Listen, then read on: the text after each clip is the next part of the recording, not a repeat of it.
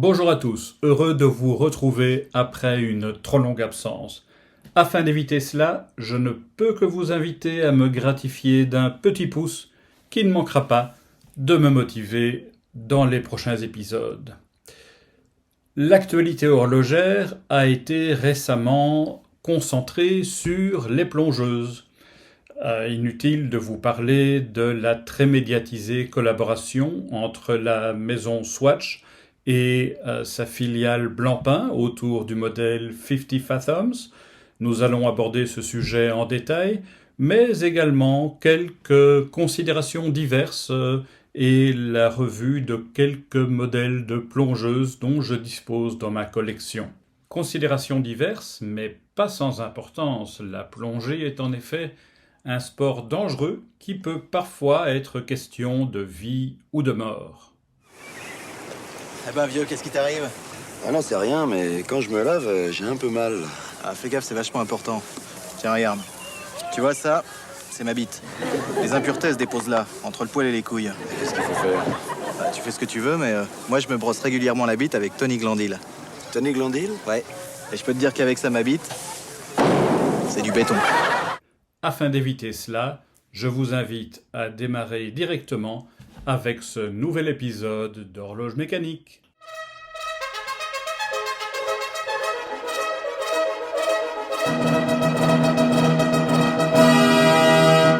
Aujourd'hui, une montre de plongée doit répondre à des exigences normatives sévères pour être reconnue comme telle. La norme ISO 6425 définit de nombreuses exigences à remplir. Résistance à la pression, lisibilité à 25 cm dans l'obscurité, résistance au choc, lunettes rotatives uniquement en sens anti-horlogique, j'en passe et des meilleurs. Il n'en a pas toujours été ainsi. En 1926, Rolex lance l'Oyster, qui n'était rien d'autre qu'une montre rendue étanche grâce à un boîtier et une couronne vissée, ainsi que le concours d'un peu de caoutchouc. Elle pouvait descendre à 15 mètres, et en 1927, Mercedes Gleitze, si c'est ainsi que ça se prononce, traverse la Manche avec une Rolex Oyster pendue au cou, et l'histoire est ainsi lancée. Mais faisons un bond de 27 ans, en 1953, et deux géants de l'industrie horlogère lancent à quelques mois d'intervalle des montres qui vont faire date. Je ne parle pas des plongeuses. Hein, bon. La première, Blancpain, avec la 50 Fathoms. 50 brasses, 91 mètres, 300 pieds. Choisissez l'unité qui vous plaira. Elle est l'initiative du CEO Jean-Jacques Fichter, plongeur amateur qui avait pris ses fonctions en 1950 et avait fait suite à la demande des capitaines Maloubier et lieutenant Riffaut, récents créateurs de l'unité d'élite de plongeurs de combat de la Marine nationale française. La 50 Fathoms donna entièrement satisfaction à la Marine nationale et le lieutenant Riffaut, commandant le fameux commando Hubert, s'en félicite et s'adresse à son fournisseur tout en s'enquérant du prix de la montre pour des acquisitions à titre personnel. Il souligne les caractéristiques techniques essentielles, étanchéité, luminosité et couronne mobile extérieure. Je vous lis quelques passages de la lettre. J'ai l'honneur de vous informer que je suis très satisfait de ce type de montre, que nous utilisons depuis 1 an pour nos exercices de plongée. Au cours d'une plongée, une de ces montres a été perdue par 53 mètres de fond. Nous l'avons retrouvée, 24 heures plus tard, en parfait état et toujours en marche. Mais pour toute performante qu'elle soit, une rivale tapie dans l'ombre s'apprête à émerger et devenir une icône horlogère de notre temps. Je veux bien sûr parler de la Rolex Submariner. Elle trouva pour sa part ses origines dans les requêtes de l'océanographe Jacques Picard et du lieutenant de l'US Navy Don Walsh, qui, prévoyant de descendre dans les fosses Mariannes, avait fait développer la Deep Sea Special, testée en 1953 à 1 km, puis 3 km de profondeur, avant d'atteindre 10 km en 1960. Pour l'anecdote, le personnage du capitaine Jean-Luc Picard, avec un seul C, commandant de l'USS Enterprise dans Star Trek The Next Generation, doit bien son nom à la famille de scientifiques et explorateurs suisses dont Jacques Picard faisait partie. Captain Picard Day? Oh, yes, it's for the children. I'm a role model. I'm sure you are. Pour revenir à 1953, ayant eu vent des activités de Blancpain, ou souhaitant capitaliser sur son expérience acquise en matière d'étanchéité, Rolex va donc lancer pour le grand public la Submariner qui a connu depuis de nombreuses versions. Et quand il s'agit de stratégie commerciale et de marketing, on peut faire confiance à la marque à la couronne. Allez, on s'accorde une petite minute de plaisir. It takes something special to dive into the unknown. To face the unpredictable and unlock the mysteries that await beyond. Something tough, reliable, to fuel your confidence where elements seem to conspire to blur your senses. An unwavering ally, relentlessly field-tested by the pioneers who ventured there before.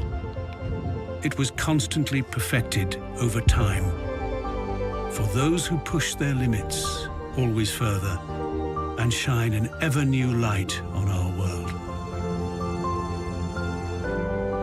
The Submariner.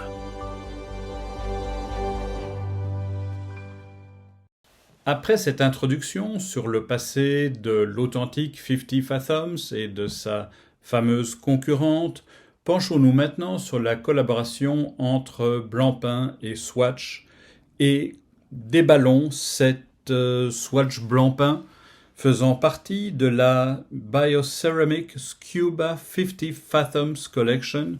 Ouf, on est arrivé au bout. Parmi les 5 modèles inspirés de nos océans, Arctique, Pacifique, Atlantique Indien et Antarctique, j'ai opté pour le plus proche, l'Atlantique. L'emballage est de bien meilleure qualité que pour la Moonswatch, avec une pochette de facture convenable. La montre est montée sur un bracelet NATO en filet de pêche recyclé. Et tout comme la Moonswatch, son boîtier est en biocéramique, mélange de 2/3 de céramique et d'1/3 de matière biosourcée dérivée de l'huile de ricin. Ce prêchi-prêcha environnementaliste fait sourire, pour un produit de grande consommation qui ne viendra qu'agrandir la collection d'amateurs horlogers et dont le mouvement n'est aucunement réparable en cas de défaillance. Au dos de la montre, comme pour toute la collection, on retrouve un nudibranche coloré. Ici, un Glaucus atlanticus, mollusque gastéropode, aussi appelé dragon bleu. Au final, l'esthétique de la montre est assez réussie, mais je ne peux m'empêcher de lui trouver un côté un peu Playmobil, plus marqué que sur la Moonswatch. À vous donc de vous forger votre opinion. Légionnaire, j'ai faim!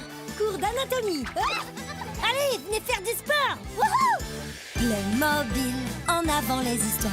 Le mouvement est le System 51, mécanisme de seulement 51 pièces, avec une seule vis centrale et qui présente une réserve de 90 heures. Elle est étanche à 50 fathoms, je voulais vous dire 91 mètres, et est amagnétique grâce à son Spiral Nivacron. Il est passablement précis, comme le montre cette mesure au timegrapher, mais présente le défaut principal d'être irréparable. Reste le dernier point, le prix. Cette Blancpain Swatch vous soulagera de 390 € en boutique, toute taxe comprise, ce qui n'est pas négligeable pour une montre en plastique, je voulais dire biocéramique, et filets de pêche recyclés, cela va de soi. Le verdict. Comme déjà évoqué, la Bioceramics Cuba 50 Fathoms a une esthétique plaisante, de jolies couleurs, mais garde par trop un côté montre-jouet. Elle garde cependant le mérite de mettre en lumière une marque et une montre iconique trop peu connue du grand public. Autant je porterai une Moonswatch au quotidien, autant je pense que la 50 Fathoms façon biocéramique serait réservée à une activité de loisir le week-end, de par son apparence trop peu formelle. Il s'agit bien sûr d'un coup de marketing très réussi une fois de plus par le groupe Swatch, et le green bashing est quelque peu risible, mais si vous ne le trouvez pas rébarbatif et ne trouvez pas le montant excessif et êtes collectionneur, faites-vous plaisir. Reste à deviner quelle sera la prochaine collaboration interne du groupe Swatch. Il faudra viser assez haut de gamme et de préférence du côté d'un modèle iconique. Une Seamaster Omega ferait le taf, mais ça serait trop proche de la récente Moonswatch. Je penche pour ma part pour Breguet, qui fêtera ses 250 ans en 2025, et un modèle qui pourrait être la Type 20, qui vient de célébrer son 70e anniversaire. Qu'en pensez-vous ? Si cet épisode vous a plu, n'oubliez pas de vous abonner à la chaîne et de la recommander à vos amis. Je vous laisse maintenant avec la promo de la nouvelle Type 20 de Breguet en réédition et souhaite, ou ne puis que souhaiter, que ce soit la prochaine collaboration marketing au sein du groupe Swatch. Merci et à bientôt!